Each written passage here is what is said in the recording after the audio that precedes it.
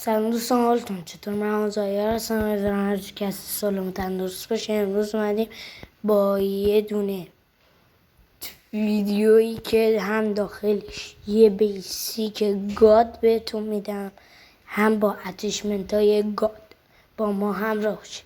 جا بچه الان دارین کن بیسیک رو تا میکنیم و اتچمنت ها. اتچمنت چیز هم خوب دسته فلج داشتون رو میبینید که به جایی که به انمی که وایستاده بزنه میزنه به زمین.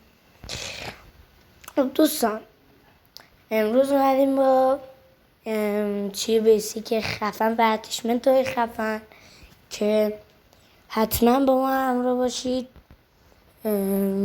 و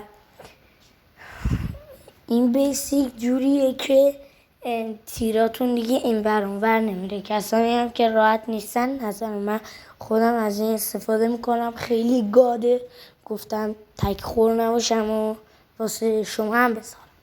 خب الان میریم داخل بیسیک که چیتون رو انمی ایمتون رو انمی قفل میکنه. میاد گزینه دوم میزنیم، بیسیک رو باز میکنید. الان این بیسیک رو عکس بگیرید که من دیگه کد و اینا نمیدم، اینو عکس بگیرید. و دوستان عکس که گرفتین، حالا اینم دوباره عکس بگیرید. من ویدیو رو زیاد طولانی نکردم، گفتم بیام بیسیک رو با اتچمنت بذارم برم دیگه. همه عکس بگیرید چیزای بیسیک من چجوریه، همون کار که من کردم رو بکنید ببینید و برید امتحان کنید. بیسیک گادیه. اتچمنت هایی هم که میخوام بدم خیلی گاده، حتما استفاده کنید اتچمنت ها رو با این بیسیک.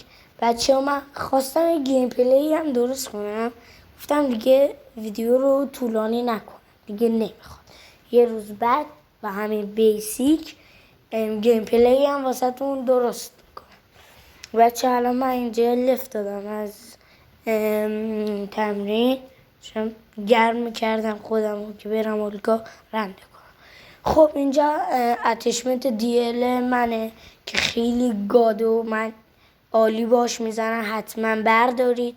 اتچمنت گادیه و خیلی خوبه. ممنون میشم یه لایک بزنید، چنل ما هم سابسکرایب کنید که 5 سابسکرایب شدیم و قراره برسیم به 10 سابسکرایب. این هم اتچمنت و اودن خیلی گاده بردارید. دمیج مثلا 30-50 خیلی بالا. اینم کیارمه که کیارم پرکات خوب باشه یا نباشه مهم نیست، یه جوری انمی رو رنده میکنه که نگو. من خودم رنده میکنم.